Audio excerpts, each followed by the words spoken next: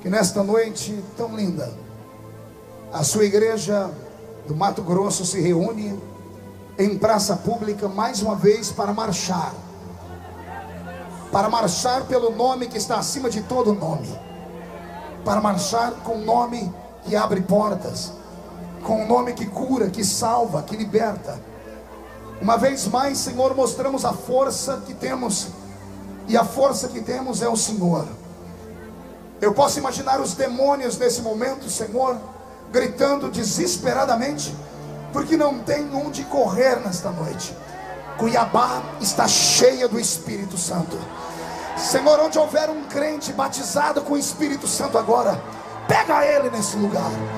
Eu gostaria de ouvir um coral de línguas subindo da terra até o céu nesta hora.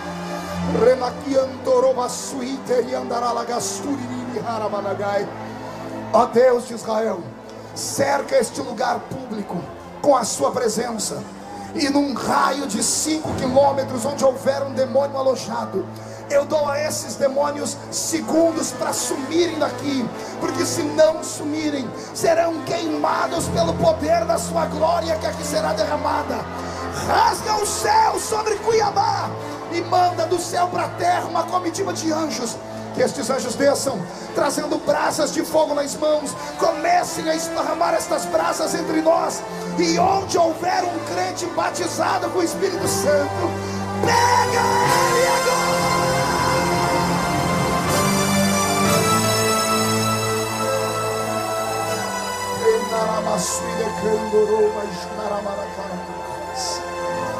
Fala conosco nesta hora, Senhor, no nome de Jesus teu Filho. E a igreja diz amém.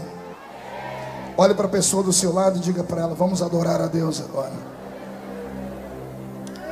Glória a Deus. Será que alguém trouxe a Bíblia Sagrada aqui? Se alguém trouxe a Bíblia Sagrada, abra ela comigo na carta aos Colossenses. Eu amo vir pregar na marcha para Jesus aqui, porque é a única marcha para Jesus do país onde mesmo depois de tão tarde o povo fica para ouvir um pregador. Então parabéns a toda Cuiabá, parabéns.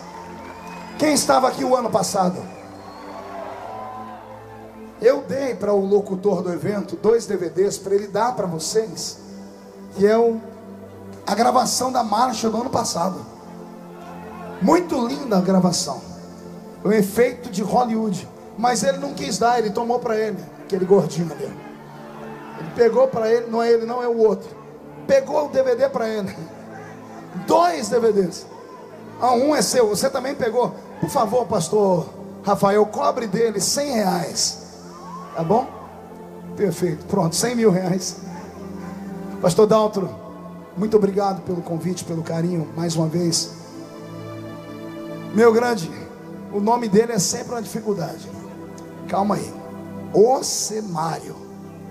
É isso? 3 vezes esse nome, batizado com o Espírito Santo. Abra sua Bíblia em Colossenses capítulo 4, verso 14. Está escrito assim: saúda-vos Lucas, o médico amado, e Demas. Vou repetir: saúda-vos Lucas, o médico amado, e Demas. Incline a cabeça mais uma vez. Pai, fala ao nosso coração neste momento, numa revelação profunda da sua palavra, e que esse povo tenha coragem de ficar comigo aqui até as 2 da manhã hoje, Pai, porque quero ver o Senhor salvar, curar, batizar com o Espírito Santo e realizar outros milagres mais. E a igreja diz amém? Mãozinha direita para o céu. Agarre o ombro de quem está do seu lado, chacoalhe a pessoa com carinho até ela ficar irritada. Diga para ela: Deus te trouxe aqui para mudar a sua história e a sua vida. E só quem crê nisso, só mais um grito para empolgar o coração desse mundo.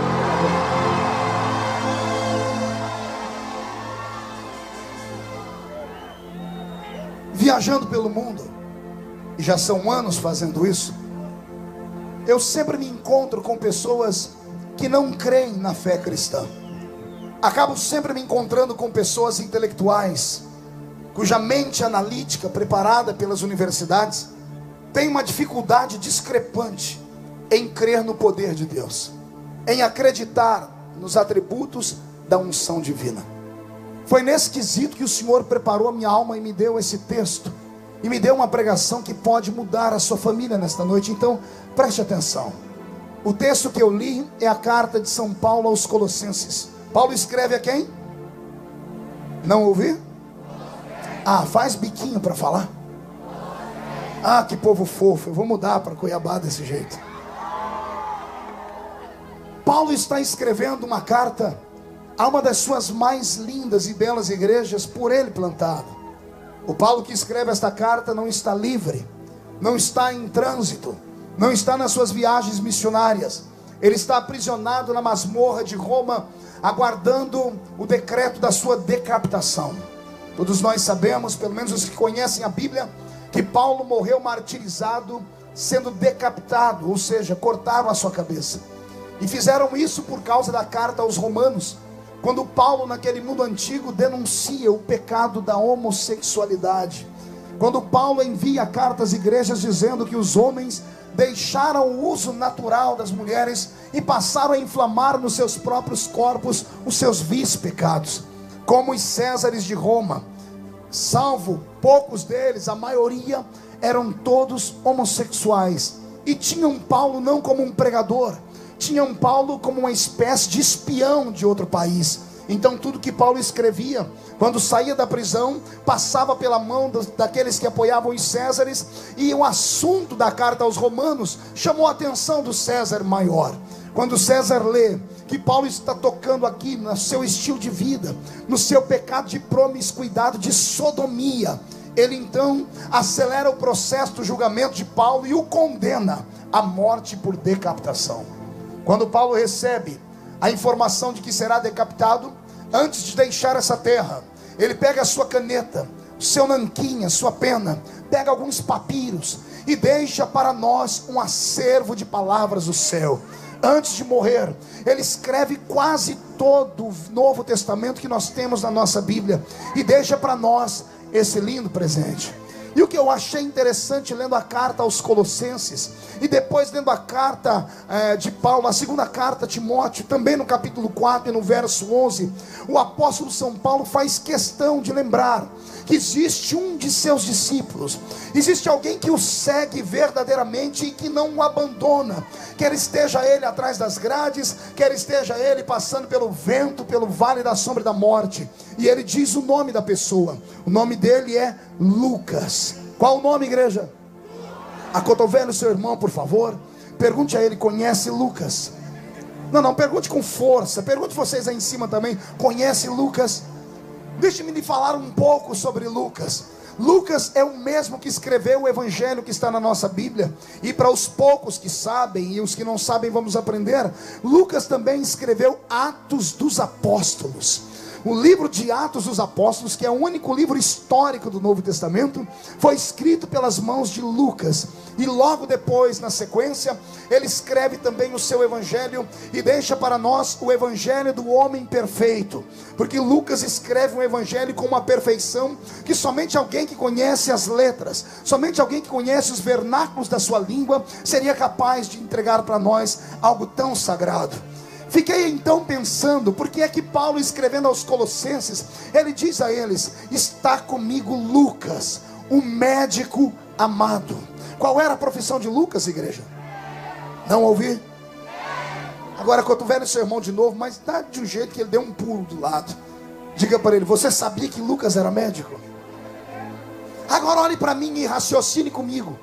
Foi aí então que nasceu esta mensagem, pastor Alcemário. Eu falei, como é que um médico se converte à fé cristã? Se fosse hoje no século 21 não teríamos dificuldade, porque afinal de contas, somente nesse país, a fé cristã evangélica, entre tradicionais, pentecostais, ortodoxos e anglicanos, somos quase 50 milhões de almas salvas.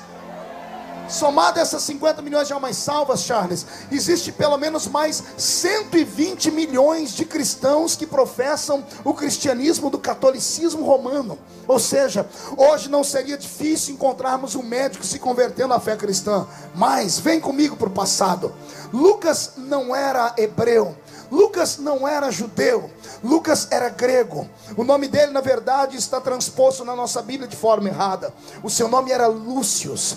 E Lúcius, sendo grego, vinha de uma família abastada. E esta família abastada deu a ele condições de passar boa parte da sua adolescência no Egito. Porque o Egito, naqueles tempos de Jesus, era a capital mundial da medicina. Embora a medicina seja uma matéria grega, que nasceu sobre as mãos e inspiração de Hipócrates, foram os egípcios que deram uma alavancada nele. Até hoje, a ciência moderna se assusta quando vê os escritos egípcios. Como é que conseguimos encontrar múmias? Estão bem à vontade ou muito bem conservadas nos seus caixões, e essas múmias têm 2, 3 mil anos de idade.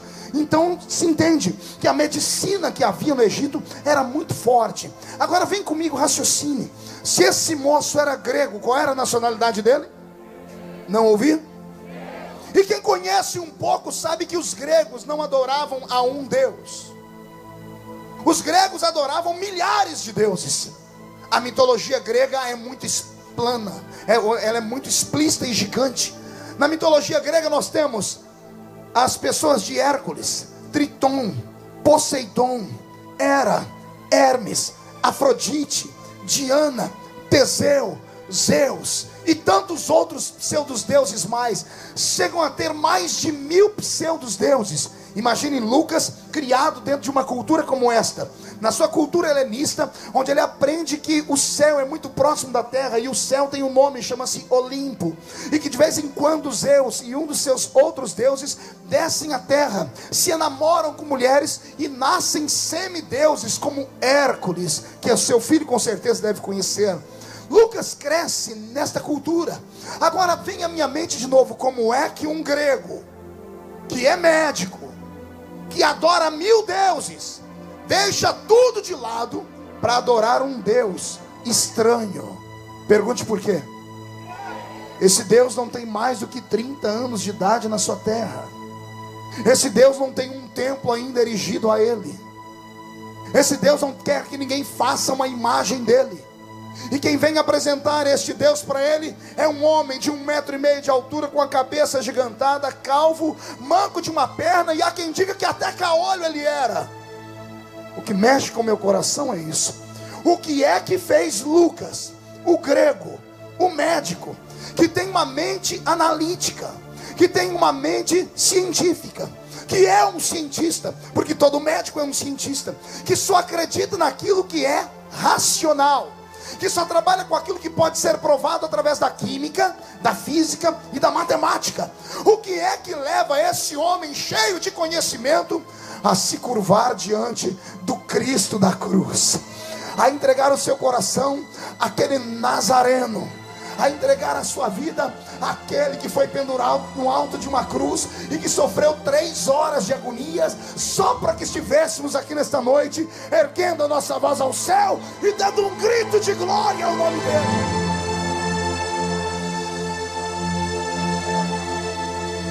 O que eu vou apresentar para vocês nesta noite nada mais é do que um encontro de titãs. A história sagrada diz que este Lucas nunca foi discípulo de Jesus propriamente dito. Lucas nunca andou ao lado de Jesus. Lucas nunca ouviu a voz do mestre. Lucas não esteve a princípio na escola profética e apostólica dos 12. Mas é ele quem escreve para nós o evangelho mais perfeito. É ele quem narra com precisão o crescimento da igreja no Novo Testamento, em Atos dos Apóstolos. Isso mexeu com a minha cabeça. E como mexeu com a minha cabeça, eu me afundei nos livros de história, me afundei nos livros romanceados acerca da Bíblia, e a conclusão que eu cheguei me fez saltar por pelo menos umas 2 horas, gritando para Deus: só o Senhor é Deus. Respire fundo, porque eu tenho uma profecia para entregar agora. Se Deus salvou um grego médico que se curvava diante de 1000 deuses, A sua família escapa de um raio, mas não escapa da salvação. Não, eu vou repetir, porque teve gente que estava dormindo. Se Deus salvou um grego médico, a sua família será o próximo passo. E eu vou profetizar antes do dia 31 de dezembro de 2011. Você sentado ao redor da mesa e a família inteira salva. O mais ímpio dos seus parentes estará sentado chorando e dizendo: eu e a minha casa servimos ao Senhor.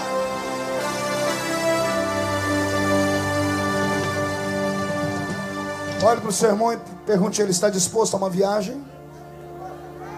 Diga: só que é uma viagem só de ida.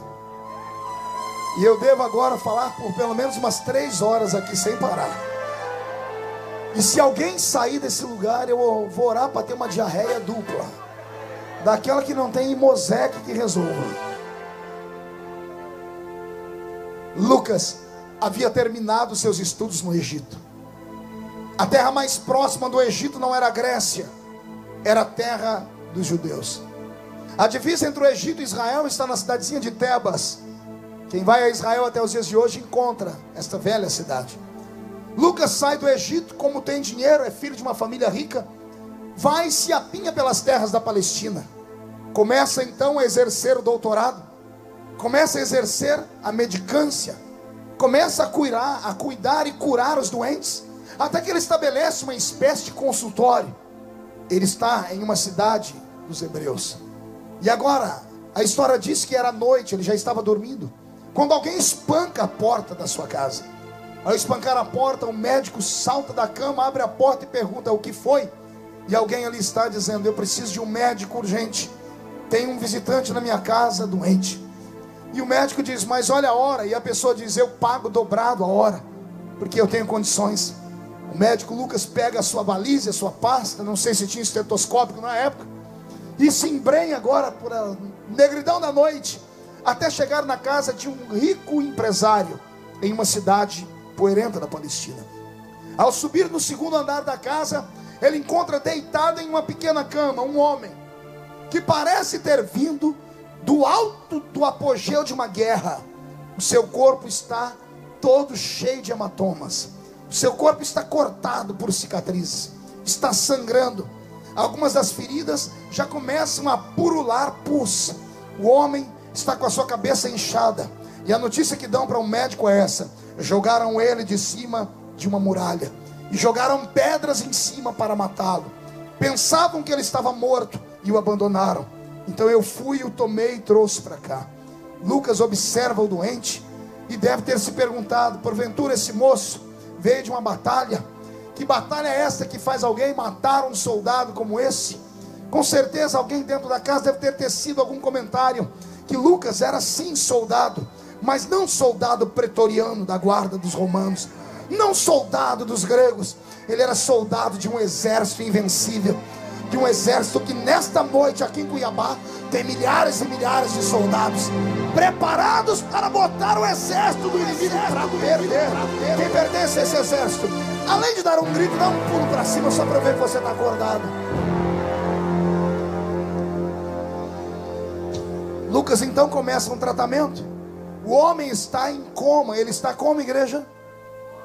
Não ouvi, ele está como? Então o médico começa um tratamento intensivo que dura dias. Na verdade, duram meses. E enquanto esse homem está ali sendo tratado pelo médico, como tratava-se de um homem muito conhecido, como tratava-se de uma pessoa, uma figura muito querida, ele começa a receber visitas. E as visitas vêm desde a cidade de Tarsis até a longínqua cidade de Tessalônica. Pessoas de Colossos também vêm visitá-lo. Pessoas de Éfeso não medem esforços. E cada um que entra na sala e vê o homem doente, ou melhor, no quarto, pergunta ao médico: vai demorar muito para ele voltar em si, doutor? E o doutor diz: só os deuses sabem. Porque Lucas tinha mais de 1000 deuses. A tradição diz que cada vez que ele dizia só os deuses, um daqueles visitantes disse: não, doutor, os deuses não. Só há um Deus que fez os céus e que fez a terra e que andou entre nós algum tempo atrás. O médico, para não discutir, porque era muito intelectual. Pessoas geralmente sábias demais acham que são ignorantes aqueles que creem. Então eles preferem não discutir. Não existe no Brasil uma máxima que se fala que religião não se discute. Não se discute religião porque as pessoas tendem a ter dificuldade em acreditar naquilo que transcende, naquilo que é metafísico, naquilo que é espiritual. E é por isso que está escrito na palavra que Deus ocultou aos sábios. Mas não é que Ele revelou aos pequeninos? Não é que Ele revelou a homens e mulheres que aqui estão? Quantos aqui foram revelados pelo poder da salvação? Deixa eu ver. Pois bem, Lucas começa a cuidar do doente. E as pessoas que vão visitando e fazendo perguntas, dizendo, falta muito para ele voltar. E ele dizendo, não sei, o estado clínico dele está aqui, é estável, estamos esperando o corpo reagir. Até que alguém da família desse pequeno homem entra lá dentro.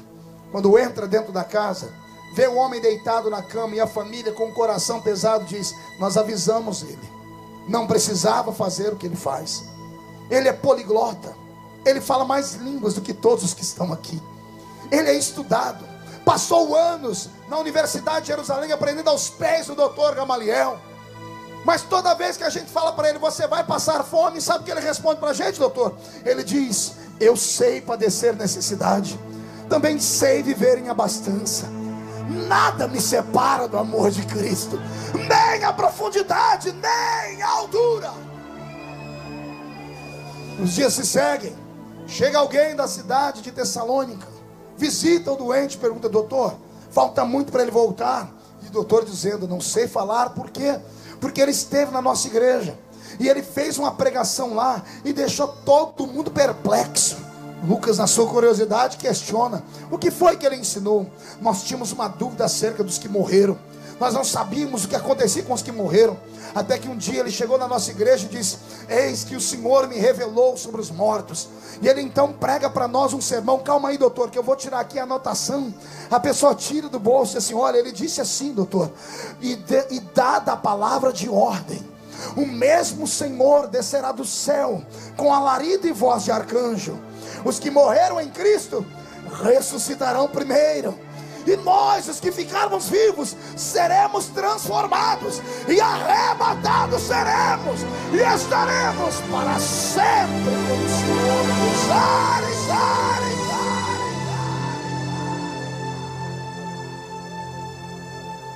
Mais visitas. As visitas começam a falar de coisas estranhas. Alguém da cidade de Corinto faz a visita e diz, doutor, falta muito para esse homem voltar. Por quê? Porque ele pregou uma coisa para nós, nós estamos até agora esperando ele lá para explicar, porque foi muito forte. E o que ele ensinou? Ele disse assim, doutor, calma aí, deixa eu pegar o papelzinho aqui. Ele disse assim, doutor, aquilo que os olhos não viram, aquilo que os ouvidos não ouviram, aquilo que não subiu ao coração do homem, é o que Deus tem reservado para aqueles que são apaixonados por Ele.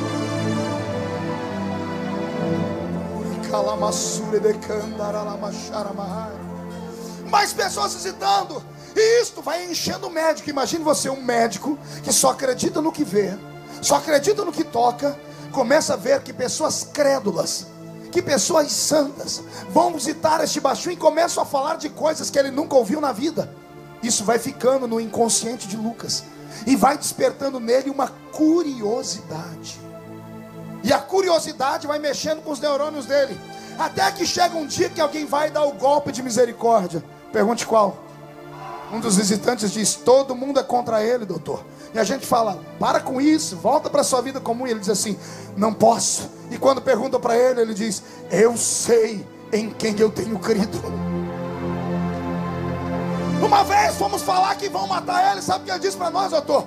Ele disse assim para mim, o viver é Cristo, e o morrer já está ganho. Como é que você para um homem que não tem medo de morrer? Me arrepia o corpo.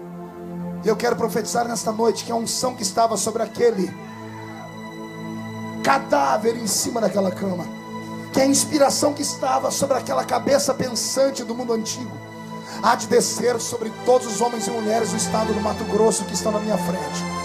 Eu profetizo que a unção será tão forte que alguns vão dormir esta noite e ter sonhos extravagantes com o céu.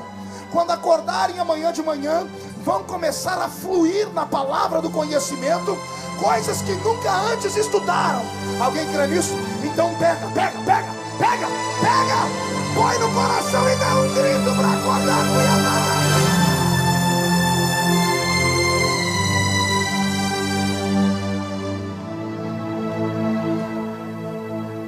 A mente do médico está em conflito, está em confusão, porque quando uma pessoa fala inspirada pelo Espírito, ela mexe com os outros. Como está faltando pessoas assim? Como faltam pessoas que tenham o que dizer? Tem muito falastrão por aí. Tem muitas pessoas que até falam bonito, parece uma enciclopédia. Quando falam, vomitam conhecimento. Mas por que de vez em quando aparece um matuto da Vila Tatu, que quando vai falando, vai quebrando a gente por dentro, e daqui a pouco as lágrimas começam a descer pelos olhos? Tem pessoas que pensam que isso é uma habilidade humana. Tem pessoas que pensam que isso é apenas um estudo de psicologia. Não, não é. Isso é uma inspiração que vem lá da vertical. E a mesma unção que vem aqui, ela pode descer sobre vocês aí. Quem acredita nisso? Dia desses, pastores, eu fiquei atormentado em Brasília. Eu não sei se vocês sabem, mas eu fui eleito deputado federal. O deputado federal mais votado entre os evangélicos do Brasil inteiro. Pode dar glória a Deus, né? Em compensação, já sou o terceiro da lista dos maiores odiados pelo movimento LGBT. Lésbicas, gays, travestis, bissexuais, transexuais e todos os demônios juntos misturados. Aí, todos os deputados que estão lá naquela Câmara esperam uma oportunidade de falar 25 minutos no plenário. Só que é feito um sorteio, tem 513. Tem gente que passa 2 mandatos e nunca é chamado. E aí, como Deus trabalha com tudo, quem é que recebeu a chance? Eu. Aí eu fiquei atormentado, pergunte por quê. Eu sou um semi-analfabeto político. Eu estou aprendendo agora política. Ainda bem que eu aprendo rápido. Ainda bem com a cabeça desse tamanho, se não aprender, né? Mas aí eu falei, eu vou discursar o que aqui nesse lugar? O que é que eu vou falar para esse povo? Me tranquei lá na minha sala, porque o Dr. Bauer que trabalha comigo disse, só o senhor orar, pastor, que Jesus te dá. O Dr. Bauer é aquele, faz assim com a mão, Dr. Bauer. Ele é o Sean Connery do Brasil. Ele botou na cabeça que parece o Sean Connery, ninguém tira. Não, olhe para cá. Me tranquei lá e falei, Senhor, o que eu faço? O Espírito Santo veio no meu ouvido e disse, quer saber política? Eu disse, quero. Abra o regimento interno da casa. É um livro desse tamanho técnico, com um monte de artigos, incisos e parágrafos. E não tem nada mais chato do que aquilo. Mas o Senhor disse, quer? Falei, quero, então aprenda. Estou lendo. Daqui a pouco o artigo 79 salta. E o meu coração bate forte. Pergunte por quê. Só fala se todo mundo perguntar. Estava escrito no artigo 79 da Câmara dos Deputados assim: a Bíblia Sagrada deverá ficar aberta durante as sessões à esquerda do presidente da casa, podendo fazer dela uso qualquer parlamentar que quiser.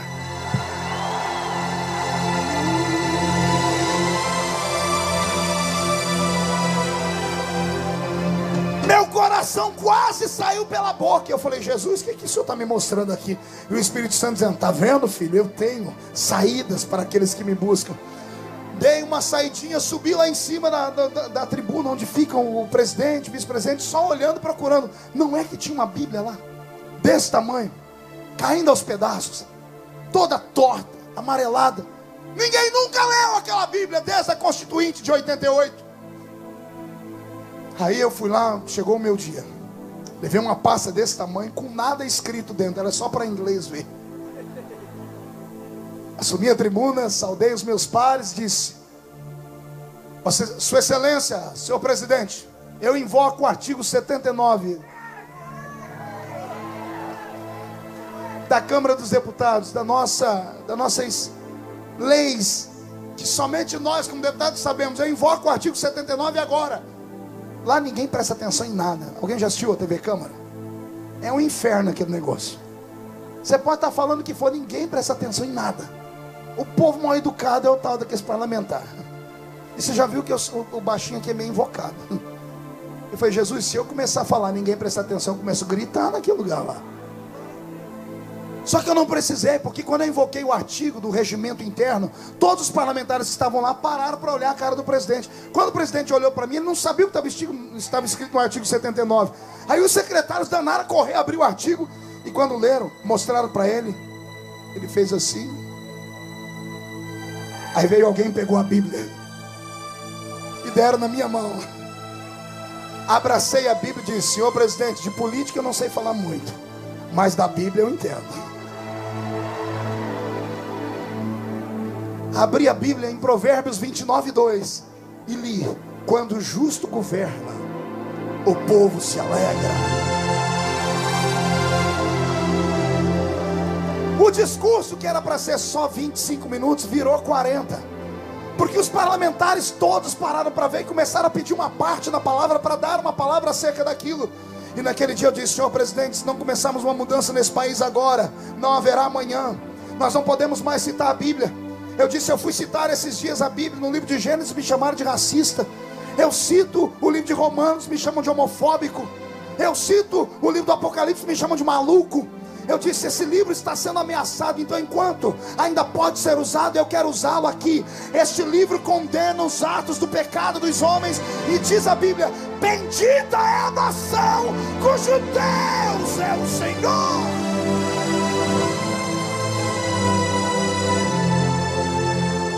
Sabedoria divina. Abra a mão direita para o céu, chacoalhando.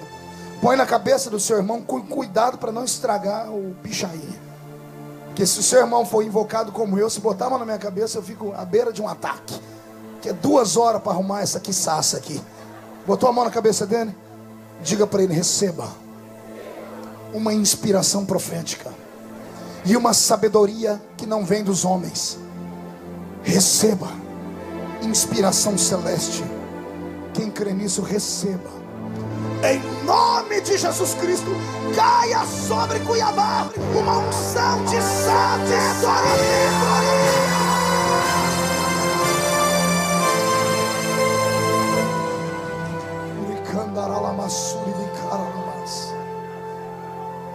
Lucas está cuidando do doente, e de repente um susto. Pergunte qual?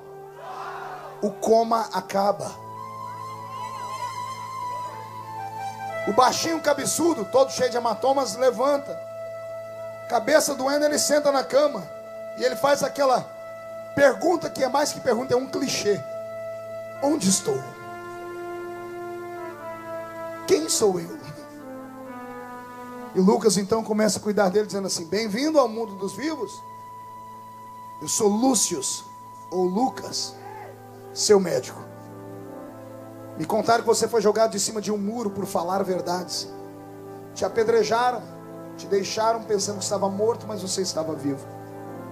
Quanto tempo eu estou aqui, doutor? Muito tempo. Ele vai se ajeitando, então, doutor, me dê licença que eu estou atrasado, eu tenho que fazer com que se cumpra a minha chamada, eu não posso ficar parado. Lucas segura, não, como seu médico, eu determino que você não vai sair daí. Você está sob observação, você acabou de voltar, você precisa comer, se alimentar, precisa fazer alguns exercícios. Doutor, mas eu não posso, eu tenho que trabalhar. Eu te proíbo. O baixinho, cabeçudo, tem nome. Qual é o nome dele? Não ouvi. Ele abaixa a cabeça e diz assim, ai. E o doutor diz, está vendo? Você ainda não está bem. E Paulo diz, ai, ai, ai. Ele diz, onde é que dói, moço? É a cabeça? Ai! É o pulmão, é as pernas? Ai! Ai, o que, Paulo? Onde é? Eu sou médico, me fala, eu vou curar. Ai, aonde? Ele diz, ai de mim, se não anunciar o Evangelho de nosso Senhor e Senhor.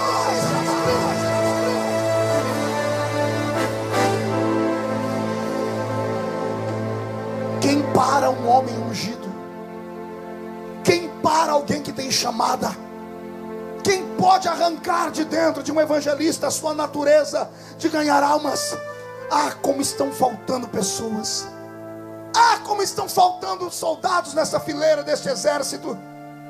Os nossos pregadores são rasos demais. O século 21 tem se tornado o pior de todos os séculos entre os pregadores. Sabiam disso? Os pregadores não pregam mais o que a igreja precisa ouvir. Eles se especializaram em pregar o que a igreja quer ouvir. Existem pessoas hoje que são tidas como grandes pregadores. Não é pela mensagem que pregam, é pela forma como tiram dinheiro do povo. Sabia disso? Entre os meus pares, os pregadores pentecostais, quando nos reunimos, eles dizem assim: aí, olha, o culto ontem lá arrebentou aquele ali. Por quê? Porque ele levantou 100 mil reais de oferta. Com todo respeito, pode me chamar de quadrado, retangular. Eu não acho certo isso.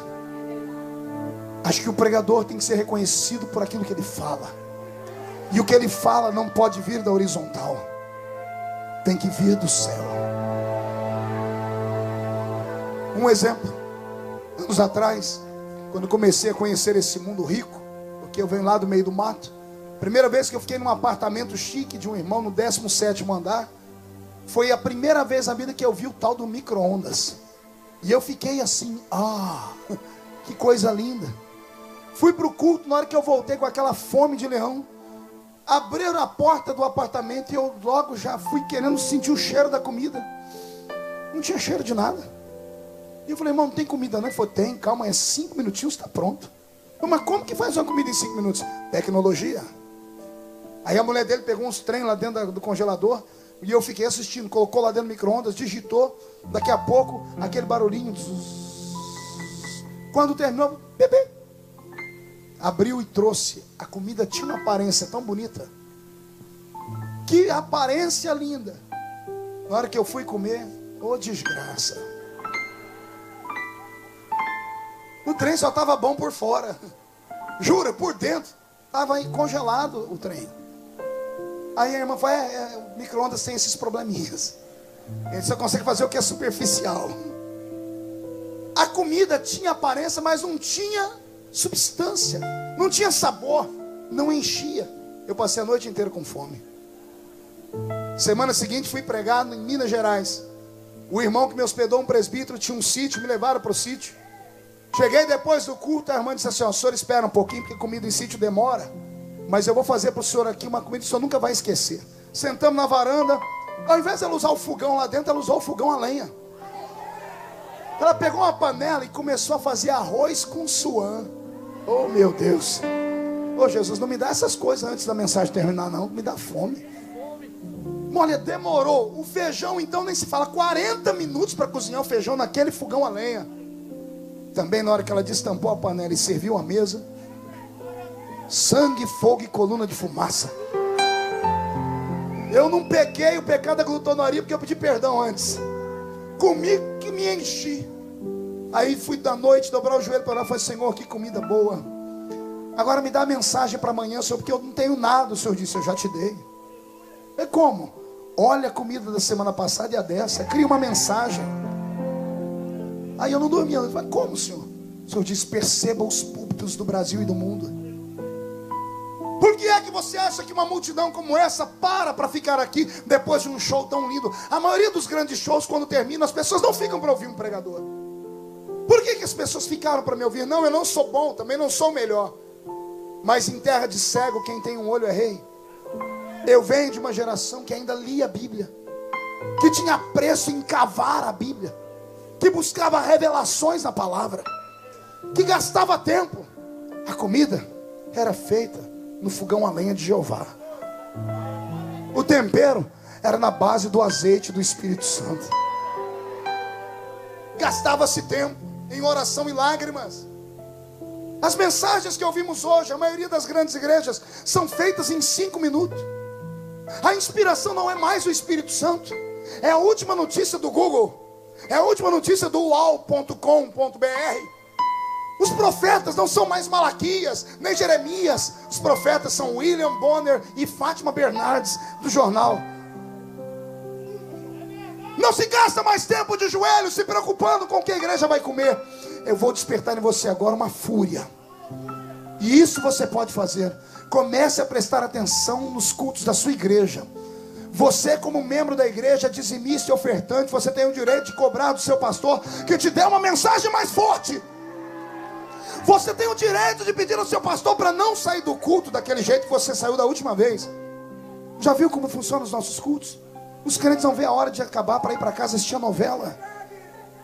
Os cultos de domingo então é uma desgraça, porque a pessoa fica o dia inteiro na frente da televisão com um controle remoto. Gugu, Faustão, Raul Gil. Agora tem esses canaizinhos aí, TV a cabo, Sport TV, Super Nani. Aí quando dá 6h30, baixa neles o espírito de responsabilidade. O pai desliga a televisão na contramão, porque a mulher quer ver não sei quem lá, o Janequine que vai fazer não sei o que. O pai quer ver a última moça que está cantando. Vira um inferno a casa. Mas porque tem compromisso, tem que ir. Aí vão os 3 ou os 4 se arrumar. A família dos pavãos. 7 horas os pavãos estão prontos. Senhor Pavão, Dona Pavão e os pavãozinhos.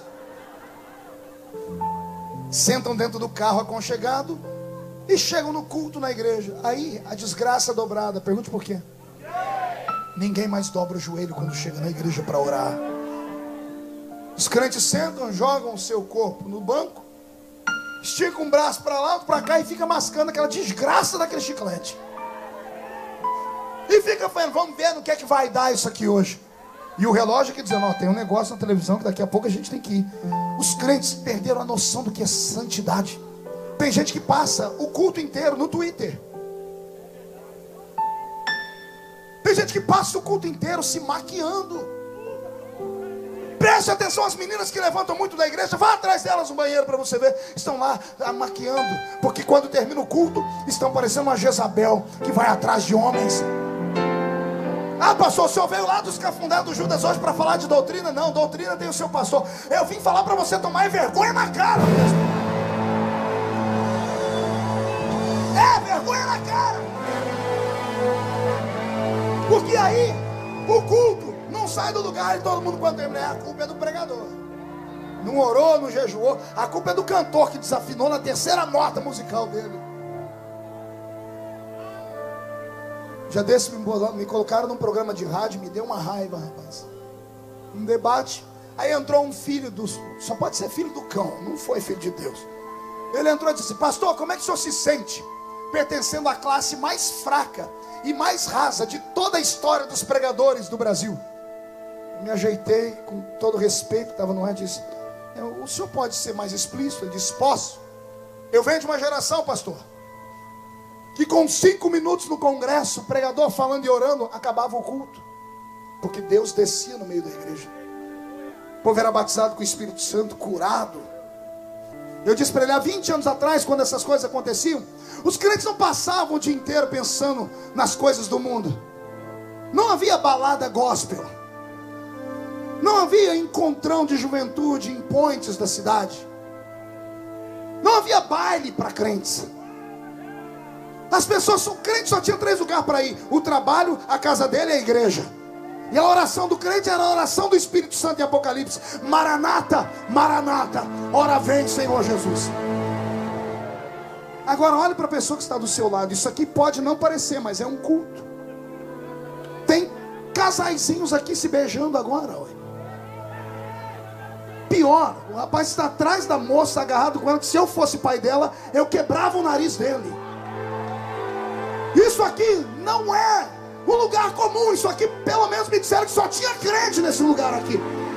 Onde é que está a igreja que quer mais revelação de Deus? Solta um grito nesse lugar, nesse lugar.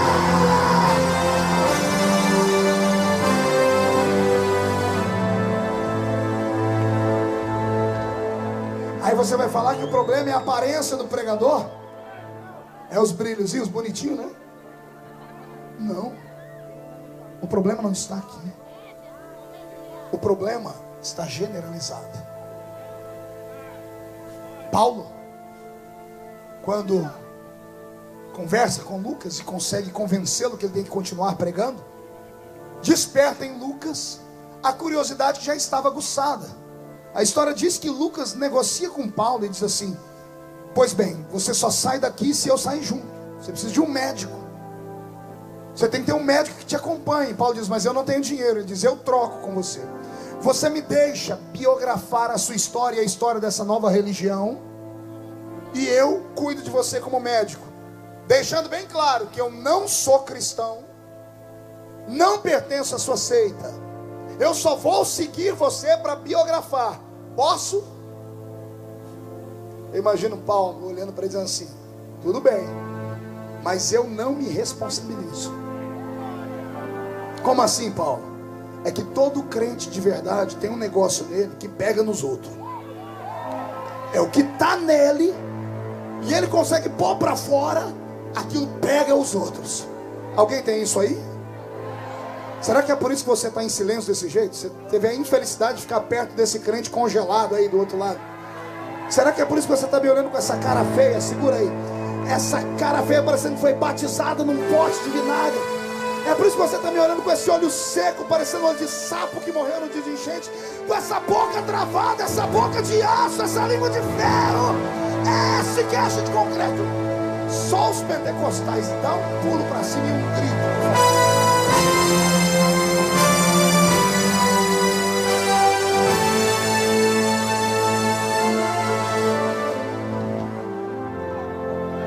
Olha para o seu irmão e diga: quer saber o que aconteceu?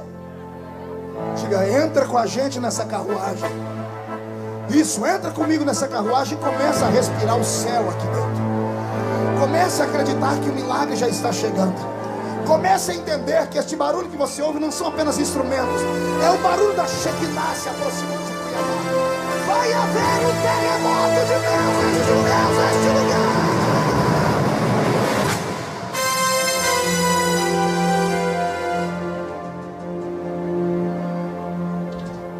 Não deu outra. Lucas vai andando atrás de Paulo, e Paulo vai fazendo milagres. A cada milagre Paulo pergunta: e aí, doutor, o senhor acreditou? O senhor viu aquele paralítico que levantou? E Lucas dizendo: olha, pode não ser paralisia, pode ser apenas um problema neurológico, pode ser apenas um problema na coluna, um dos ossos, uma das vértebras ter encostado no nervo e tirado do lugar, e ele perdeu a mobilidade das pernas e de repente voltou a funcionar. Mente analítica não vê milagre como nós vemos, procura explicação para tudo. E o cego que viu ali, doutor? Não, pode ter sido apenas uma doença que a gente ainda não conhece, que hoje nós conhecemos, que é aquele problema de açúcar no sangue, diabetes. Pessoas ficam cegas, mas de repente voltam a ver. E não é por inferência de milagres, é porque a diabetes se estabilizou. Ele tem uma explicação para tudo. Tudo bem, mas chega uma hora que não dá para explicar mais. Paulo chega na cidade de Troas. Cotovelo o seu irmão, diga: vem com a gente para Troas. Paulo chega em qual cidade? Não ouvi. Quando ele entra na cidade, um tumulto. A igreja estava crescendo. Um homem que tem uma casa com 3 andares. Quantos andares? Marca um culto e chama a cidade inteira. E Paulo vai pregar para a cidade inteira. Paulo começa o culto às 6 da tarde. Ele prega até meia-noite. Oh glória! Até eu ficaria 6 horas para ouvir Paulo pregar. Só que no meio da pregação dele, como não tem lugar para o povo entrar na casa, no 3º andar tem janelas. E tem um moço sentado na janela. Qual é o nome dele? Tem crente que conhece a Bíblia ainda. Qual é o nome dele? Eutico. E Paulo está pregando, daqui a pouco, meia-noite, Eutico despenca lá de cima, cai e morre. Todo mundo dizendo: tá vendo? Se ele tivesse pregado um pouquinho mais cedo. Tem gente que acha que Eutico dormiu porque Paulo pregou uma mensagem espada. Pergunte o que é espada. Pergunte o que é mensagem espada. É comprida e chata. Foi uma mensagem espada que derrubou Eutico lá de cima. Mas a verdade não foi. A revelação que eu tenho nesse texto daria uma outra pregação, então eu vou tentar resumir. Eutico está no 3º andar da casa. Ele está sentado aonde? Na janela. Pergunte para o seu irmão: quem está sentado na janela? Está olhando para dentro ou para fora? Vai, pensa comigo. A pessoa está dentro ou está fora? Não dá para saber. A pessoa está fora do lugar. Todo crente que fica fora do lugar no corpo de Cristo, ele se transforma num problema para a igreja. Como ele ficou no terceiro andar da casa, as casas naquela época, Dalton, não eram iluminadas com luzes assim. Eram todas iluminadas com candelabros. E os candelabros eram movidos a azeite. E para iluminar o primeiro andar e o segundo andar da casa, eles colocavam os candelabros na altura das pessoas. Eutico está no terceiro andar, ele está fora do lugar. O candelabro não está acima da janela, está embaixo. E Eutico que está aqui olhando para dentro, e o candelabro vai queimando o óleo, e do óleo vai saindo aquela fumacinha preta. Quem já morou em roça aqui? Oxe, todo mundo aqui, é? Quem já viu uma lamparina? Oh, glória. Quando eu era pequeno, minha mãe, eu era meio elétrico, nem dá para perceber, né? Minha mãe, para me fazer dormir, colocava uma lamparina na minha frente. E eu ficava colocando o dedo em cima da fumaça, porque saía uma borra preta que ficava aqui, e eu ficava desenhando. Só que o cheiro daquele trem queimado ia mexendo, mexendo.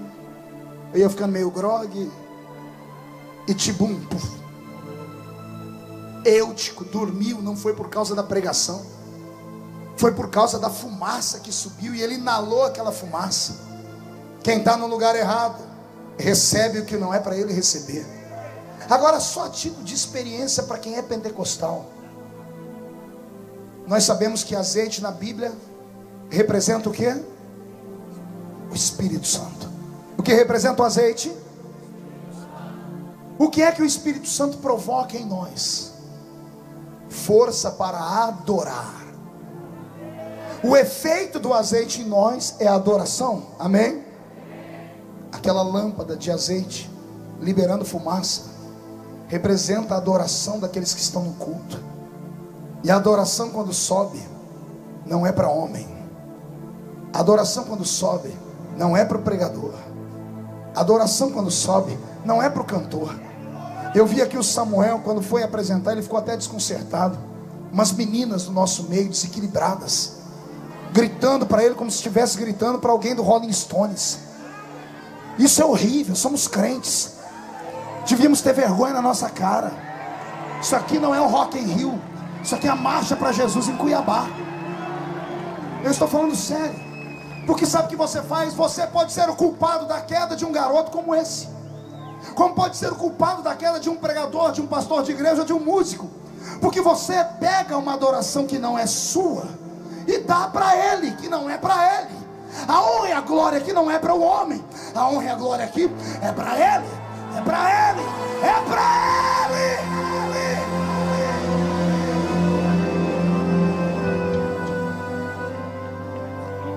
Ô pastor, tá pesado, né? É para curar. É para curar você. Porque eu sei que mesmo eu falando, se ele voltar aqui pro palco, as meninas vão gritar de novo, porque é tudo desequilibrada. Em nome de Jesus, comece a consertar o seu altar, garota. Em nome de Jesus. É por isso que está deprimida. É por isso que fica a noite inteira no MSN. Quando você no MSN está lá no nick dela escrito assim: meu coração dói. Assim, o mundo me odeia. Ah, eu quero morrer. Ah, coisa ruim. Espera no Senhor, confia nele, e ele tudo fará. A sua alma gêmea não é como a alma gêmea dos outros. Ela não vem da horizontal, ela vem inspirada pela vertical. É por isso que quando chegar, vai vir cheia do Espírito Santo, vai vir bonita e pronta para casar.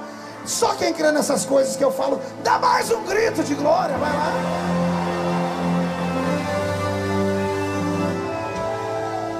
Já estou acabando, viu?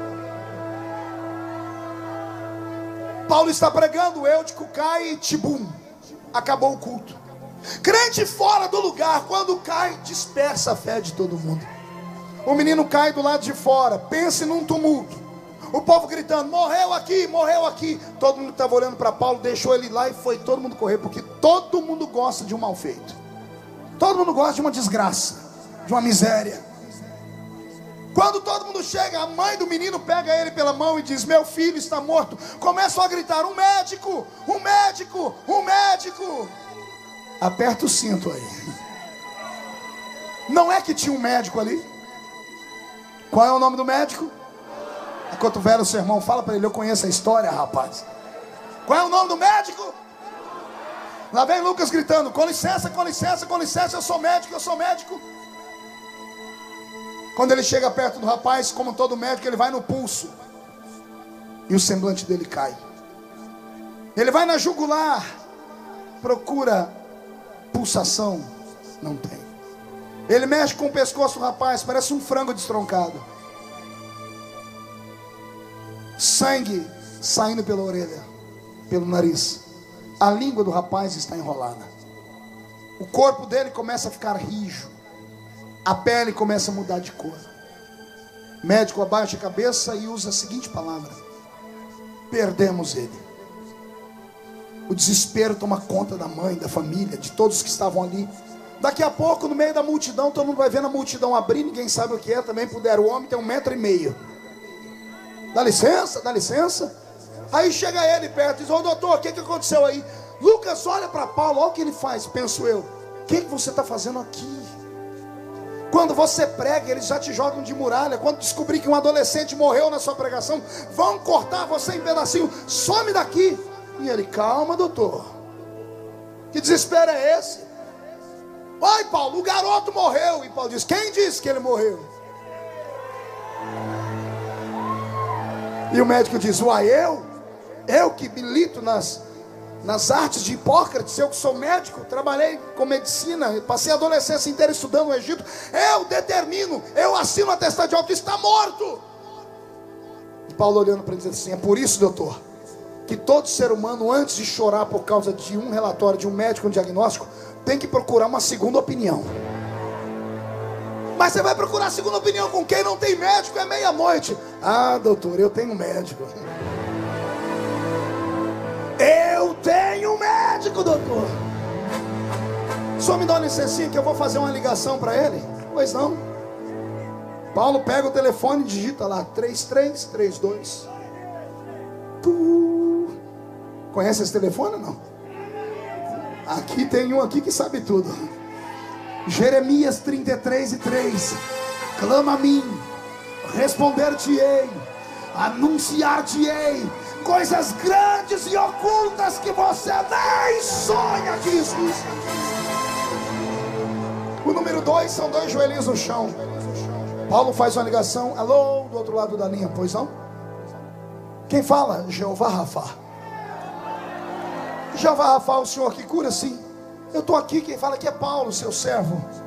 Pois não, Paulo, o que aconteceu? Tem um garoto aqui que caiu na minha pregação. O senhor pode ver para mim como é que o rapaz está? Por quê, Paulo? Não é porque o médico que anda comigo falou que ele está morto. Silêncio no telefone, o médico olha para o rapaz. Paulo, avise a todos que o rapaz não está morto. Ele só está dormindo. Ai, glória!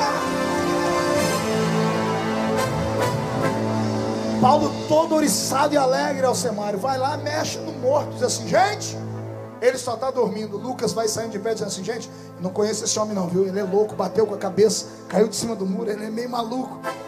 Paulo pega o morto e começa a sacudir. Acorda, Eutico. E o pescoço de frango está lá. Eutico, acorda, Eutico. Daqui a pouco um grito: Eutico, acorda, Eutico.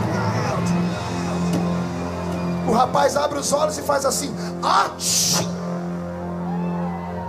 Paulo põe o rapaz de pé e diz: é por isso que eu creio naquele que me salvou. Se Jesus Cristo ressuscitou dentre os mortos, nós também cremos que a morte não é vitoriosa.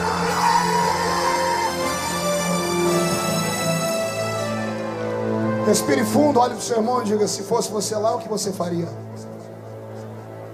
Imagina Paulo olhando para Lucas e dizendo: e agora? O paralítico tudo bem, o cego, mas e esse? Lucas não aguenta, se curva diante de Paulo e diz: nem Zeus, nem Poseidon, nem Triton, nem Hera, nem Hermes, nem Afrodite, nem Teseu, nenhum dos deuses do Olimpo pode fazer isso. O Deus de Paulo é o verdadeiro Deus.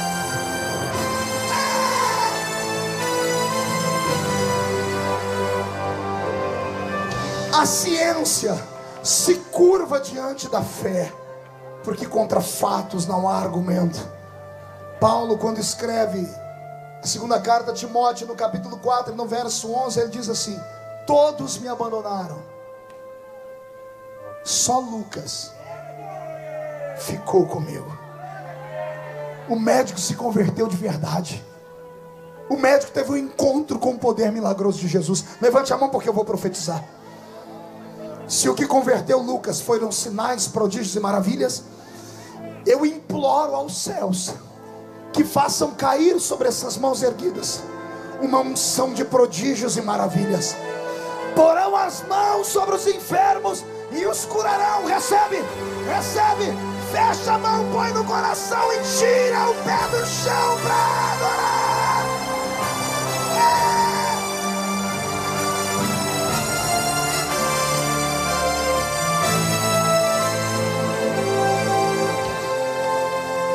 Encerrando, bem melancólico agora. Paulo está atrás das grades. Termino de onde comecei. Rafa, Paulo está atrás das grades, quando uma sombra cobre o seu corpo, e quando ele olha, surpresa, Lucas, o filho amado, um médico, grego, quase 2 metros de altura, Paulo, 1,5 metros, uma grade separa os dois. Lucas pega nas mãos de Paulo e diz: o que eu faço da minha vida agora? Eu deixei tudo, deixei a medicina para te seguir. Ouvi dizer que você vai morrer. Minha vida perde o sentido, mestre. E Paulo diz para ele: não, combati o bom combate, acabei a carreira, guardei a minha fé, mas você ainda continua. O que eu faço, doutor Paulo? Lucas, vou te dar aqui alguns apontamentos, uns endereços. Procure essas pessoas. Escreve para nós, como igreja, uma história de Jesus. Volte pela Palestina.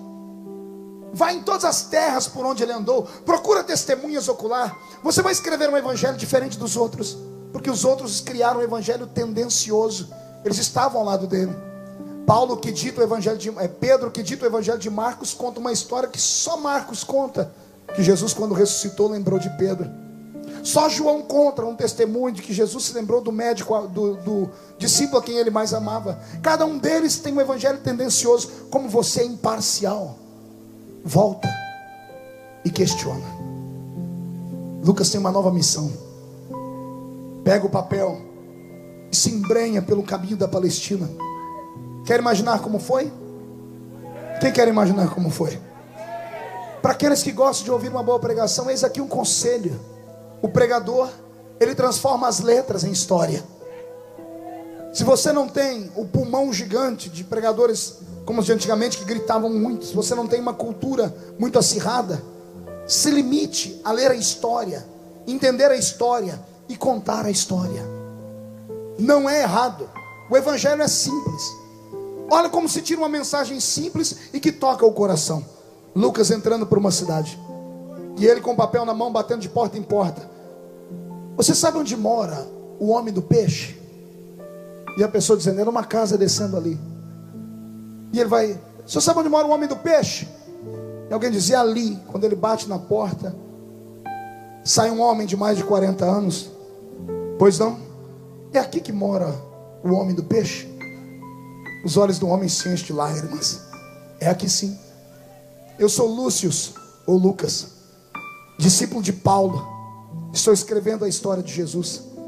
Eu queria ouvir a sua, porque depois vou fazer um apanhado das melhores e deixar para mim escrever um livro. Pode entrar. O homem grita: mulher, prepara café aí, porque a história aqui é longa. Lucas com um papel na mão, porque ele é um biógrafo. E do outro lado, sentado um homem, já com a sua barba começando a ficar branca, dizendo: me lembro como se fosse hoje. Eu era um menino. Minha mãe acordou arrumando a casa e dizendo: nós temos que sair daqui agora. Por quê, mãe? Por quê? O mestre está passando aqui. Mamãe, mas e o almoço? Não, já fiz a sua mochilinha. Tó, aqui dentro da sua mochilinha tem 5 pães e 2 peixinhos. Doutor, me lembro como se fosse hoje, a gente sentado no meio de uma multidão, 5.000 homens, fora mulheres e crianças. E você sabe como é que é criança, né? Vê outra criança, a gente esquece até do almoço, da janta. Eu fui brincar com as crianças, com os amigos. Quando o sol começou a se esconder, a mãe da gente gritou. Sentei perto da minha mãe, percebi um movimento lá na frente. As pessoas estavam aflitas. Até que minha mãe disse: tem algum problema ali? E de repente, os que estavam cercando o mestre saem gritando com a mão entre os lábios: alguém tem comida? Alguém tem comida? E os mais velhos diziam para o outro: quem vai ter comida uma hora dessa? Já é tarde, estamos aqui há horas. Eu disse: doutor, quando eu vi aquele homem gritando, eu puxei a saia da minha mãe e disse: mãe, ela, calma, moleque. Mãe, o que foi? Eu tenho aqui, ó, o meu lanchinho que eu não comi. Eu estava brincando. E a mãe olha: 5 pães e 2 peixinhos. A Bíblia faz questão de dizer que era peixinhos. Os pães eram iguais bisnaguinhas Seven Boys. Era pãozinho para criança, era lanchinho para criança, não era lanche grande. E a mãe disse: então levanta você e diz. Eu levantei minha mão e chegou um homem perto de mim e disse: que tem aí, garoto? Ele quer comida, não falou a quantidade. Vem cá. Ele pega na minha mão, doutor, e me leva perto dele. Olhar para ele era magnífico. Uma serenidade, uma simplicidade. Eu, como criança, senti o corpo inteiro arrepiado, doutor. Até que ele olhou para os discípulos, botou na frente dele, pegou o primeiro pão, mostrou para eles, partiu em 2, deu para uma mulher e um homem que estava na frente. Ele pegou um peixe, partiu em 2 e deu para 2 velhinhos que estavam na frente. Pegou o outro peixe, acabou o peixe, doutor. Aí sobrou 4 pão. Ele cortou mais um pão, deu para um e deu para outro. E os discípulos dizendo: vai dar problema isso aqui, porque ele está segregando, só alguns estão recebendo. Ele parte o terceiro, o quarto, doutor. Quando ele vai partir o quinto, ele diz para eles: preste atenção. O 5º pão, doutor, ele levanta e dá graças. Graças te dou, Pai. E ele quebra o pão em 2 e dá na mão de Pedro. Todo mundo olha para Pedro. Quando a gente olha para a mão dele, o pão está inteiro de novo. Ele parte mais um e dá na mão de João. Agora a gente nem olha o que ele está fazendo com o João. A gente olha para o pão e o pão fazia assim, doutor, ó. Ele partiu entre todos.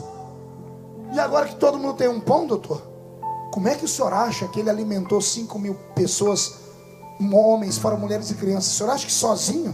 Não, doutor. Ele ensinou os discípulos a fazer milagre. Você não entendeu? Essa história é só revelação. Não foi só ele que multiplicou. Os que estavam com ele pegaram a unção que estava nele também. Aí cada um botou um balaio do lado e foram partindo, colocando aqui dentro e saíram distribuindo para a multidão. Doutor, o senhor tinha que ver no final. O que aconteceu no final? Todo mundo saindo com um buchinho cheio. Eu estava perto e vi os discípulos sentar como crianças, brincando de fazer milagre. Quando não tinha mais lugar para pôr o pão, doutor, acabaram-se os cestos. E 12 cestos ficou cheio.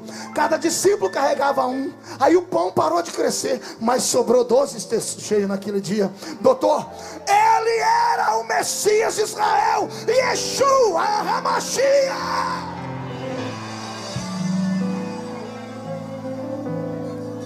É assim que se prega o Evangelho. Incline a sua cabeça.